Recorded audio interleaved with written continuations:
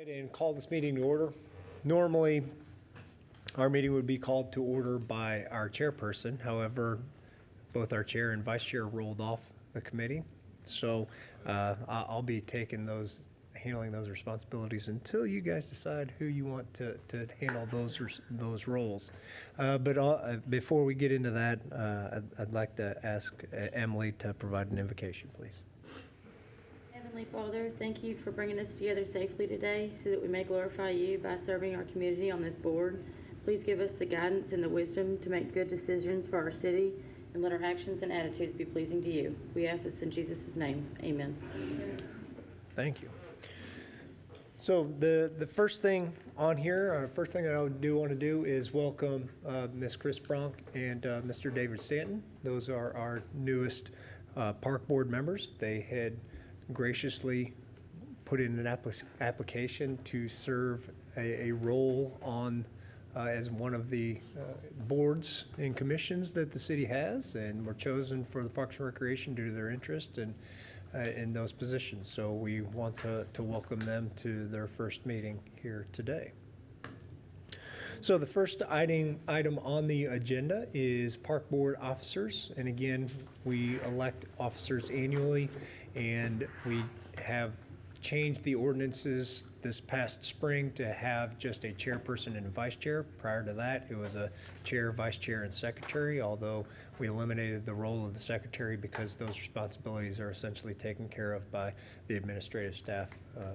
And when I say administrative staff, I really mean just Emily does it all. So, we have just chosen to have a chairperson role and a vice chair in case the chair is not able to be at the meeting. And so with that, we'll take a nomination for the role of chairman for the park board. Right. Well, you said the tenured person is usually the chairperson the next year. Who is our tenured person, the longest tenured person? Dale Alderman has the longest tenure, and then Lacey would be second among that. We're actually a very young, I was speaking to Ms. Bronk and Mr. Stanton about this, we're actually a relatively new board. Right. The three of you have only been on for a year. They are newly appointed. Ms. McCree has only been here a short time before I was, so a little over 2 years. But Dale has been on here for 3 years. So that's kind of how everything falls out. You two think? Mm-hmm. Would you be chairperson? I can recommend Dale to be chairperson, and I can be vice chair. The issue that I have is that I have to miss 4 due to work, and that's the maximum required. And so I think that if I don't know if we want to nominate Dale, then that would be great. So when you don't show up, you always get nominated. Excuse me? When you don't show up, you always get nominated. That's right. That's right. Did Dale give you a word if he would accept, or? I didn't speak to him about that. He has accepted a new position. He just had to be a new job, and so he had to be out of town this entire week for training, I believe. So, but I believe he intends to be here at all meetings following this one. So. You think we could go ahead and try to talk to him first and then make that decision next month? Or do we need to make that decision now? I mean, I don't think there's any real reason that we need to get into that. We do need to appoint those or have those positions filled, but certainly we don't have any action items on the agenda other than that, and so I don't believe that it's necessary for us to take action on that at this time. I can just continue to do the meeting today. All right, so we'll table that until next meeting. And what I will do is in my weekly updates, I'll just send out that reminder as we go along over the next month, just to keep it on everybody's mind. And maybe if you want to touch base with each other, whether it's through that email chain, or if you want to do that independently, then maybe that's something you guys would like to do. So the next item on the agenda is citizen comments, and so we have any citizens that would like to speak? Having none, then we will go on to approval of minutes. And so I'd like, if you have had the opportunity to read over the minutes, if somebody would like to make the motion to accept the minutes. Motion. And a second? A second. Although, are there any questions or comments about them? All right. All those in favor of approving the minutes, please say aye. Aye. Those opposed, same sign.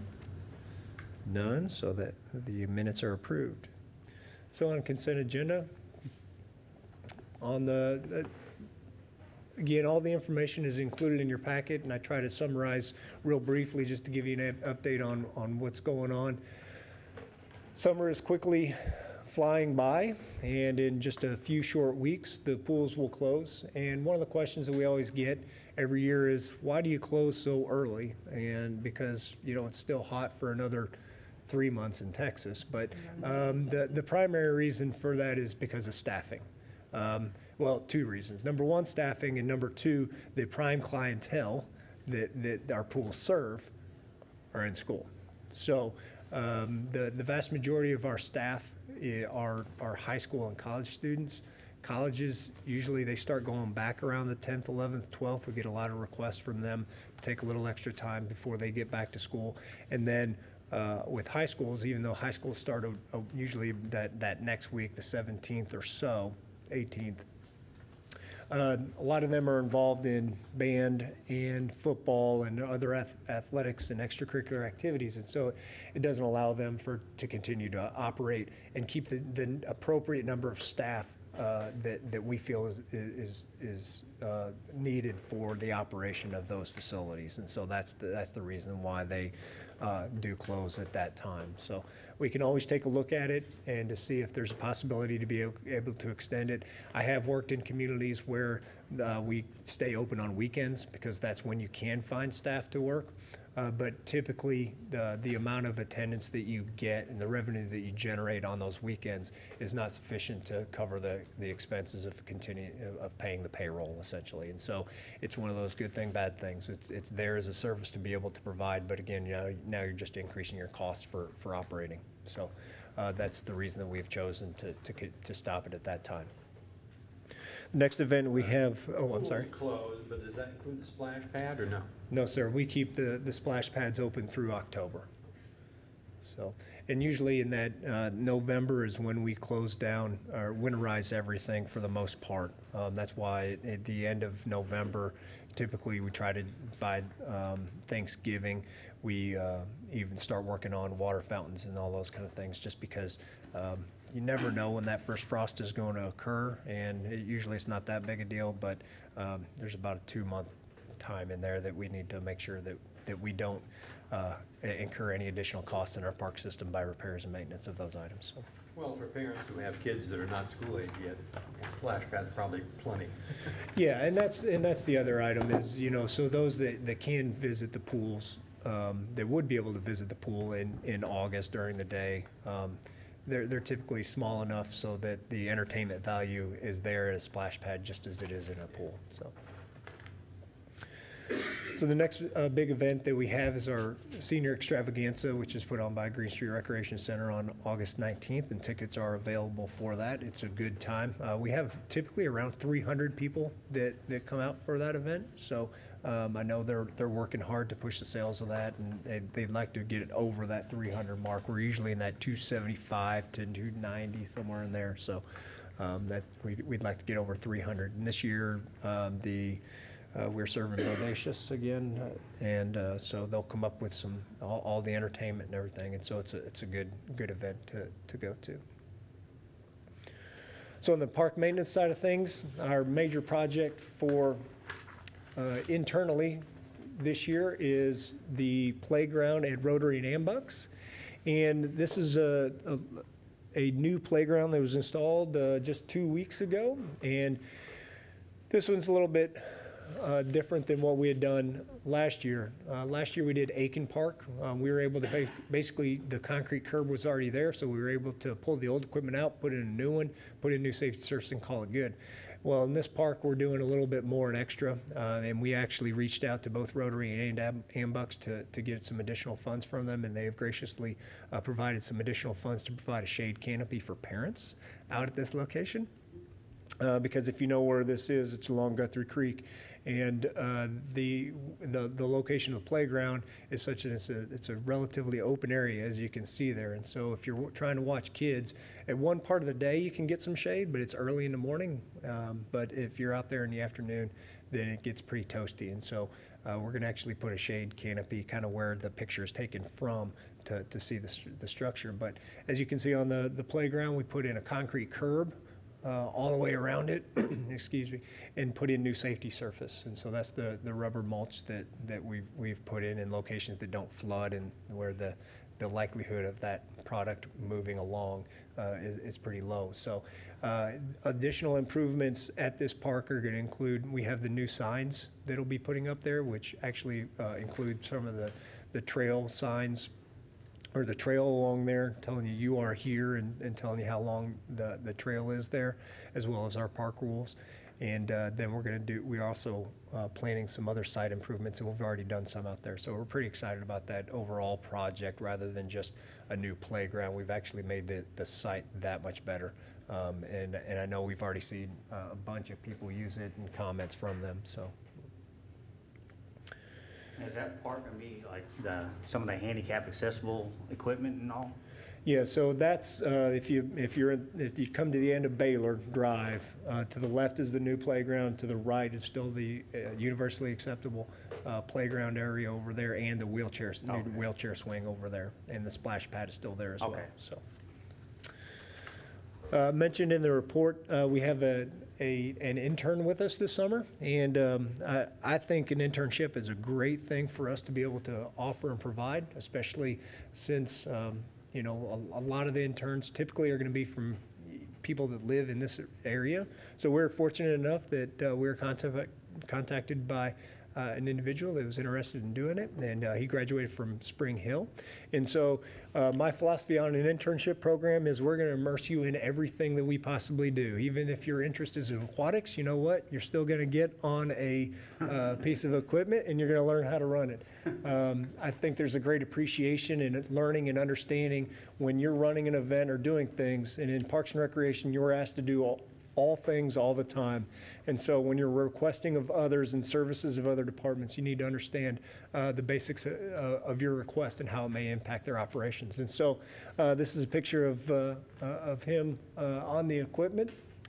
Last week was his week with maintenance, and he spent essentially a week with all of our different divisions, and he has been a very big asset for us overall this summer. He's had a great attitude, and we would love to have him have a position here with us if we were able to find one.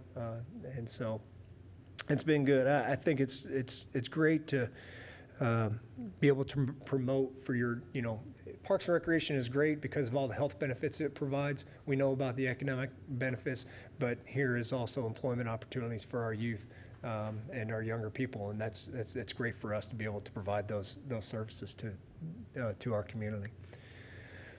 Picture down on the bottom right is Public Works has done a little test section over on Cargill Long Trail. If you've been on Cargill Long Trail, you know that that trail has been there since 1978, I think, is right around there.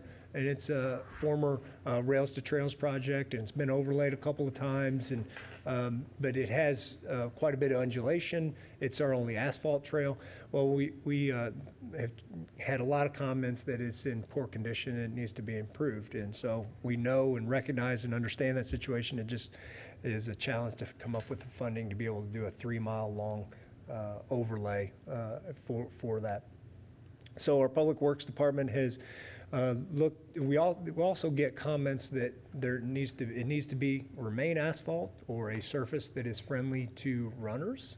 And so our Public Works Department has been working on a couple of scenarios. And so this is a test section that is just south of Hollybrook. There's a parking lot on Hollybrook. And so there's about a 50-foot section they went out there and tried a technique that they feel comfortable with and to be good for runners. And so it's only 50 foot, which 50 foot, and you're like, oh, that's not a bad stretch. But with the condition of that trail, I don't know that you'd notice exactly where it is, other than Ray and I. We're probably the only, and the public works guys, we're probably the only ones that know where that section is. And so actually we've asked them to extend that and go from the parking lot at Hollybrook all the way down to the bridge. There's a bridge just south of there, the one that was damaged in the storm. So it's about a 300, maybe 500 foot stretch. Closer to 250, 300 probably. Yeah. Football field, maybe give or take. So we've asked them to see if we can do that entire section. That way we can get a feel for how it wears, what the maintenance is going to be on it, whether they need to come out and roll it every, month or two, and then also we get a better sense from the community as to, how the surface is. And so they're going to be working on getting that done. So we really appreciate them doing all that work in-house and getting that done. I know the guys like doing different things, different projects too. So we'll see how that goes. And so they'll fit that into their schedule, and we'll get some feedback on that and see if that's something we want to be able to continue to do if we can. So unless there's any other questions about anything that I had on there, what I would like to do is talk about where we are financially for the fiscal year. And I didn't include this in the packet, but I'll send this out to everybody so that you can take a look at this. We are through 9 months of our current fiscal year. We've submitted our budget, and actually the city manager has his budget presentation to City Council this Thursday evening for next fiscal year, which begins October 1.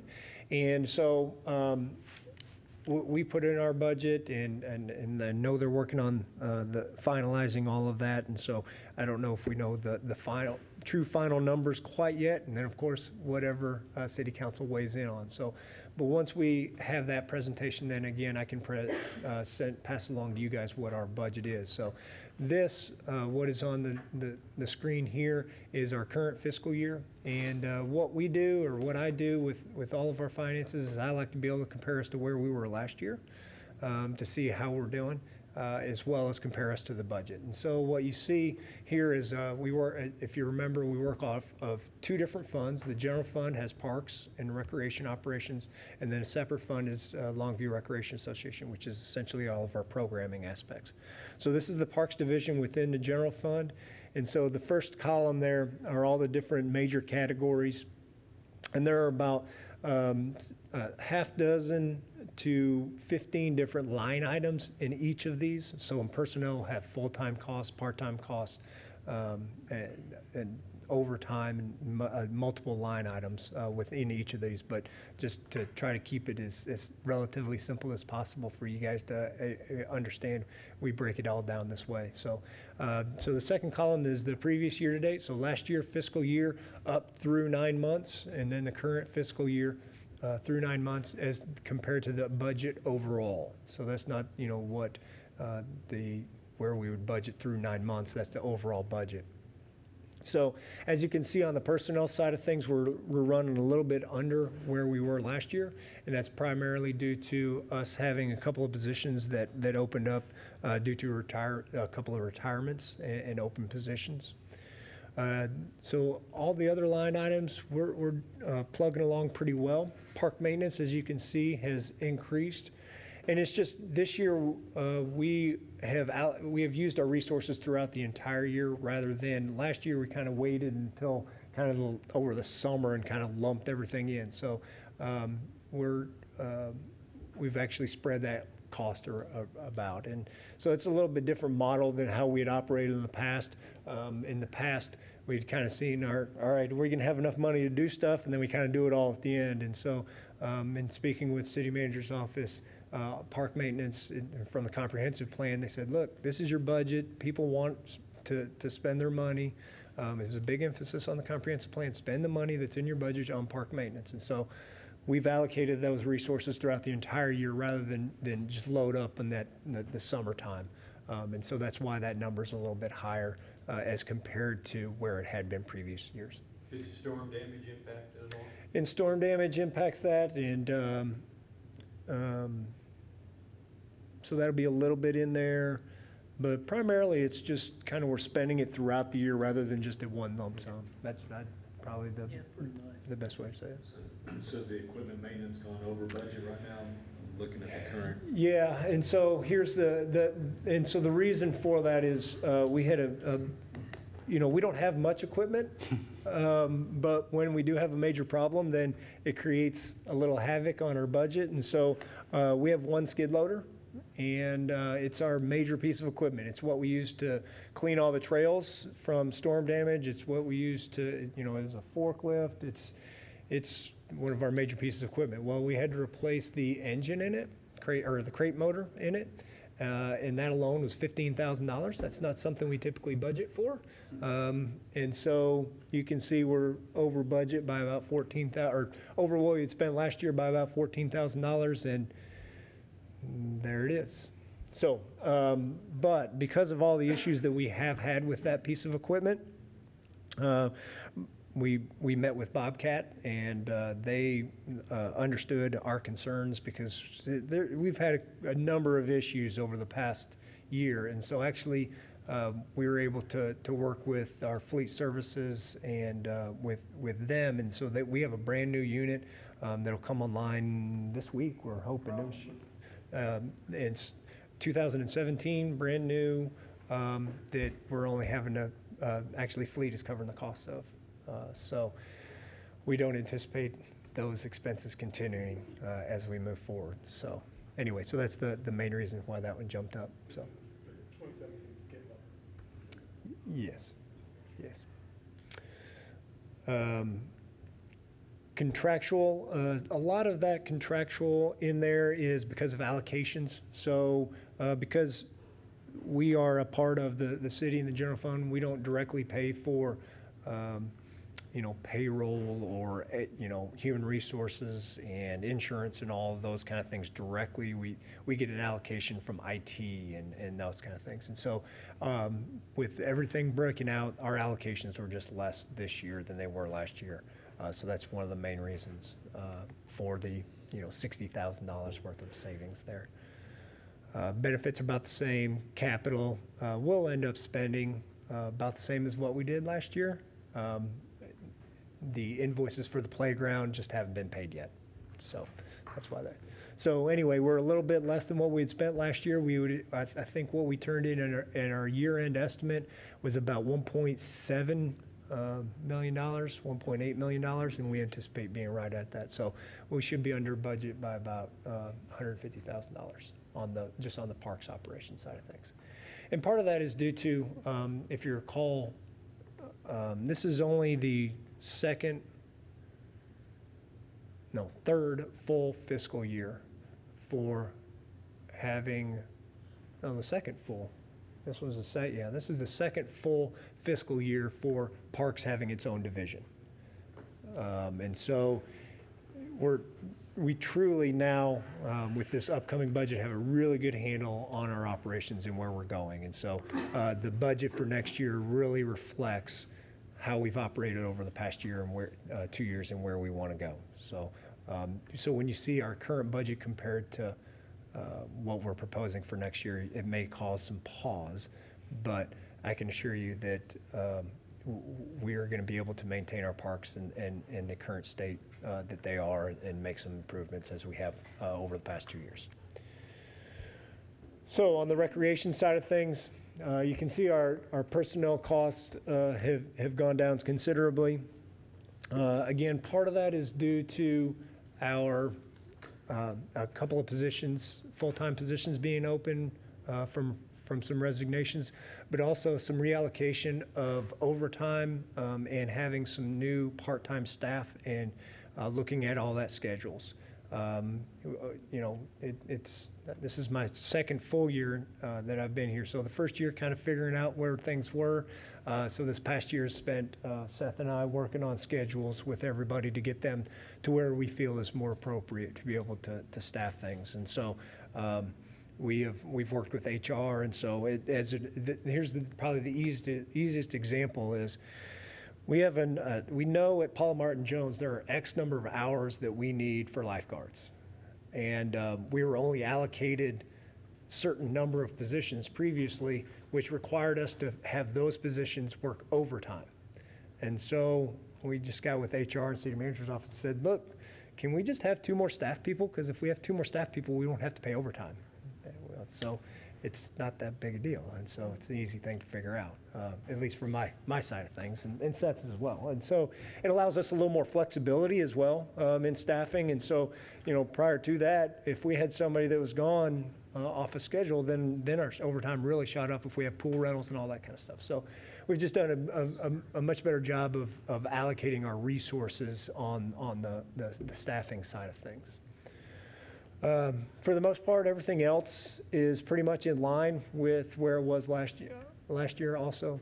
And the other part of personnel, which is a big one as well, is we shifted some of our full-time costs to the LRA, which is that fund. So we shifted 3/4 of Seth's time and hours to our Longview Recreation Association fund, because in that fund it was just had direct revenue and expenses, and we felt that it was appropriate that, look, we have somebody that's responsible for everything, we need to have some indirect costs over there as well for that fund, and so some of that's that shifting of that as well. So on the revenue side of things, you'll see that we're up about a little over 10% on revenue. So as compared to last year, a lot of that is the facility fees that we had implemented last year, and so this is that first full year. Player fees as well are going up, went up for this year for the Youth Association, so that'll have some impact as we get on those as well. So I would like to say we could have a 10% jump in revenue every year, but I'd hold my breath on that one. So this is the LRA fund. Again, those previous 2 divisions, they're all within the general fund, General Governmental Operating Fund. And so here is the Longview Recreation Association. And again, the intent of this fund is all of the revenue that's generated, or all the expenses in this, have to be covered by revenue within that fund. And so basically for every program that is run, we have to run it our goal is to run it at 20% above the operating expenses of it. So the first line item there is the admin, and again, that's the shifting of those expenses for that position over to this. And previously that was 0, and so this year it's 43,000. And then as we go down, the first one that jumps out obviously is sports tourism. Last year we hosted the boys youth basketball state basketball tournament, and that was about a $50,000 revenue from that event alone. So that's why there's a decline in that revenue. And that's one of those events that we have to bid for, and they don't like to have the same city host it every year. And so we hosted it in 2014, 2016, and then we will bid this fall. I think we're going to bid for it again for 2018. If not for 2019. Sometimes they do it on a 2-year basis, just kind of depends on the bid. So we hope to get that event back. It's a great event for our community, getting people in here during the winter. So Green Street, the revenue is a little bit higher. They're taking a cruise this year. So the revenue is a little bit higher. The expenses are a little bit higher as well. But again, that cruise pays for everything. They have to pay for all the costs of that cruise as it moves forward.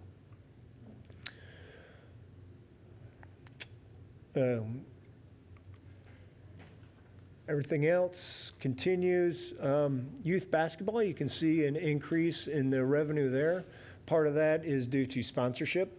We've really increased the amount. We got Dick's on board last year to pay for a lot of they provided additional revenue for the program, but then also covered some of the expenses that we had. So it was a win-win for us and hopefully for them, and they've already reached out to us and like to do that again. So we're excited about that. And everything else is pretty much similar to what it had been previously.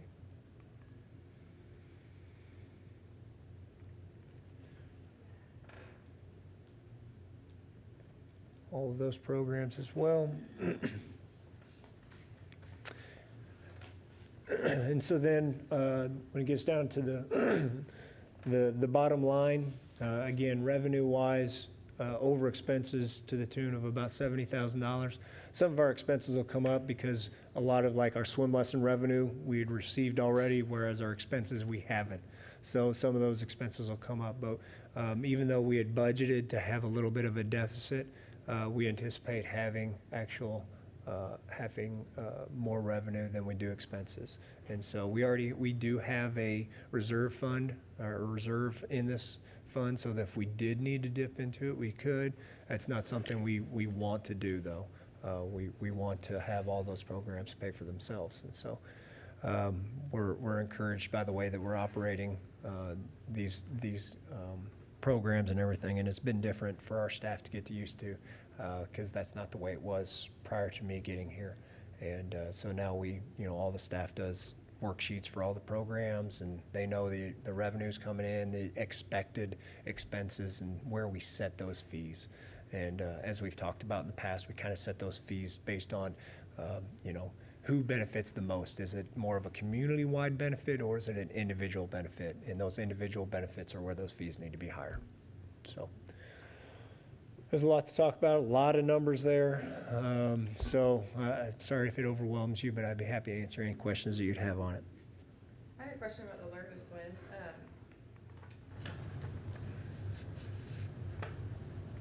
Is it a normal trend to have a swing of like 100 enrollment? Because I saw last year there was 937, this year is 840. Like in the trend in the past years, does it just go up and down, or is that a unusual swing?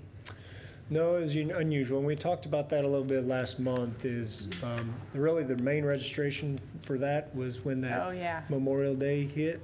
And so that really, I think, impacted that.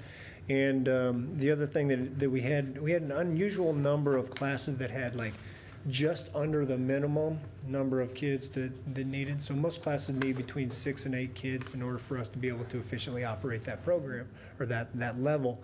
And we'd have like 3 and 4. And then trying to fit those 3 and 4 kids into a class that was there, those classes were already full. And so it was just a numbers game. It's a big puzzle to put all that Yeah. together. We closed that registration on Thursday, and then we try to fit, see where everything is and fit them in on, make calls on Friday, Saturday, and Sunday to try to fit them all in on Monday. And just this year, that second session, just the numbers just did not work out. And so we had to cancel a bunch of classes that had 2 and 3 and 4 kids in it, but then also the Memorial Day thing. So, because if you look at our pre-session was similar, session 1 and session 3 are right on where they were, but just that second session just didn't work out for whatever reason. And so I think our numbers for session 4, which actually started today, I think they're about the same as last year. A little over. Again, trying to fill those back in. So, and the other thing that we've had a lot of requests in the past to do swim lessons over Paul Martin Jones in the winter, and so we have a new swim lesson or aquatics coordinator, and so we're going to continue to do. We're going to start doing that over at Paul Martin Jones this winter as well. So again, that'll be a little bit different for us. Yeah, well, I was going to give you some encouragement because we did swim with my children the last 2 years.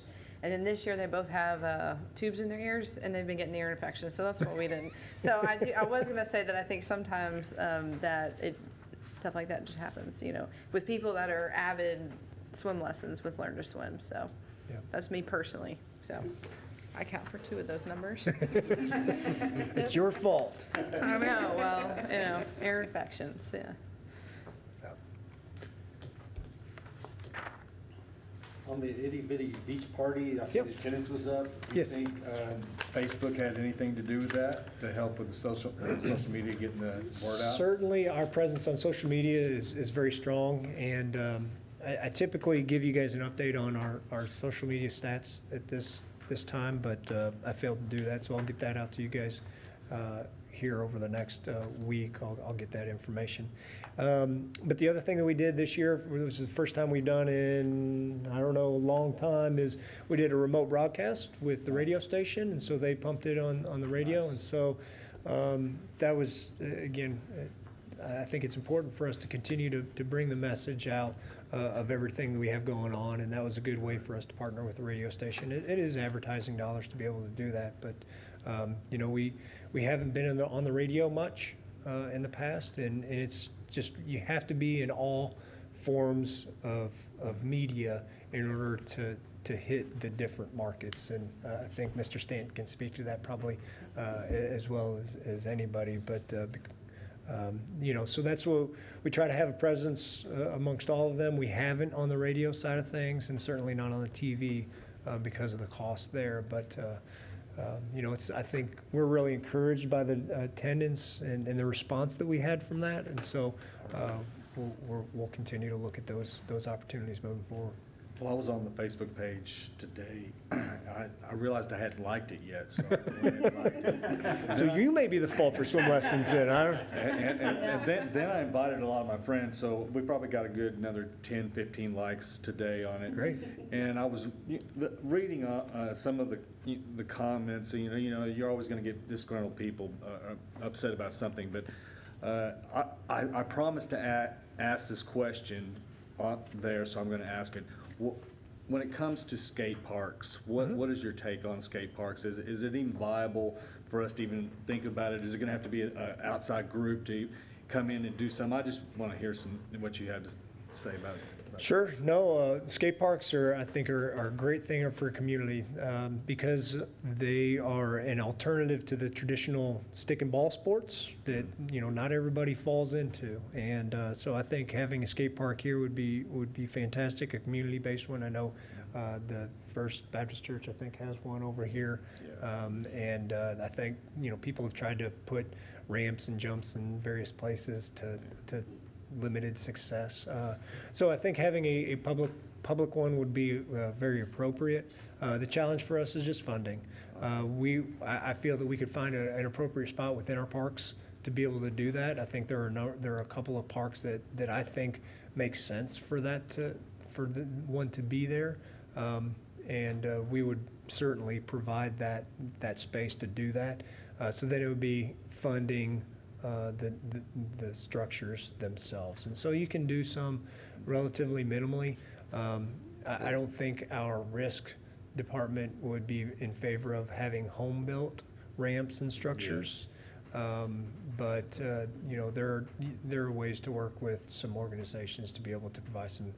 There's a lot of really nice commercially built and designed skate parks. And so we would certainly be able to provide that space and work with somebody to do that. And we've had a couple of people who have reached out, and I know one is working to do that right now. So Awesome, thank you. So my response has been, go for it. Right. Here are some parks that I think it would be appropriate, and what I told them is, because at some point when you're ready, we need to speak to the park board to get their thumbs up. And as much as anything else, is what it does is it provides a little bit of letting the community know that there is interest here, and here's a point of contact to be able to do that. And so I've encouraged them to, once they're ready, to come forward to the park board to do that. All right, great.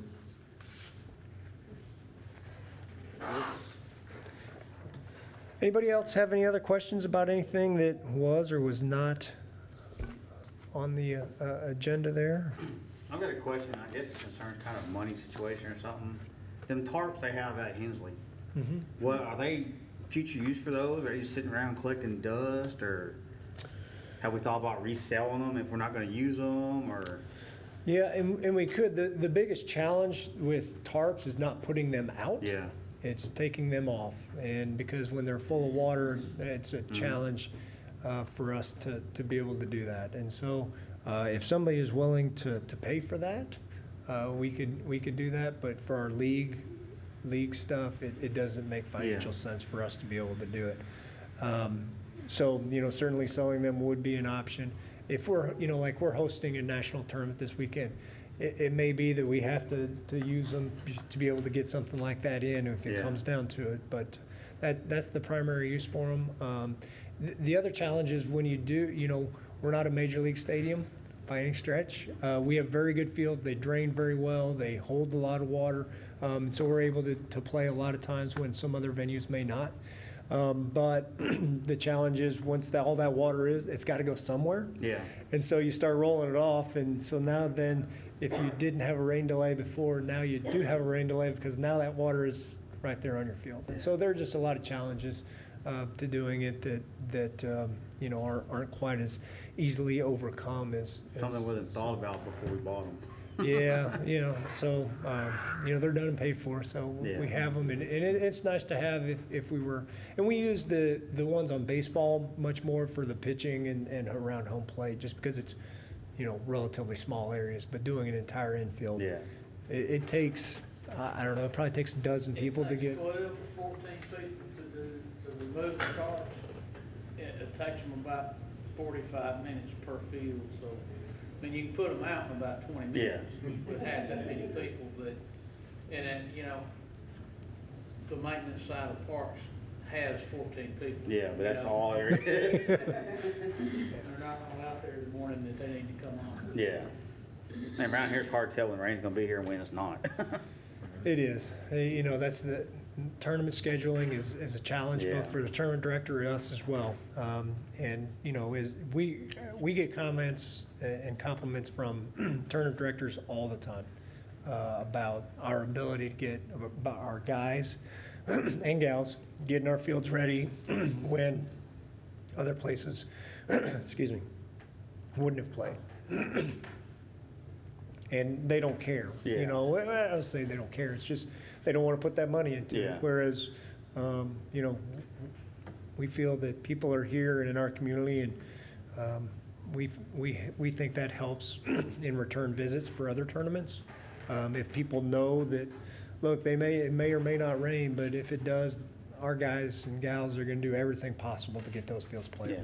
And so then there's a lot of trust there, so when our guys tell a tournament director, man, there's just no way we're gonna be able to get it going, they take a lot of the heat from the parents and Yeah. the coaches, because, you know, they know that what we're telling them is, it's just not gonna happen. And so, but it's worked the other way too, is the tournament director say, so we're done for the day, and our guys will be like, no, we can get them ready for 6. And they're Yeah. like, I don't think so, I think we're done.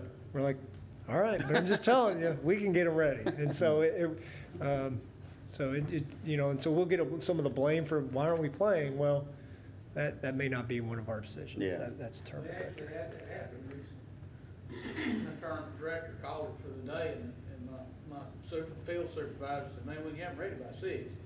He said, no, we're done for the day. The next morning he called and said, when can you have the fields ready to start playing? So they were ready at 6 last night.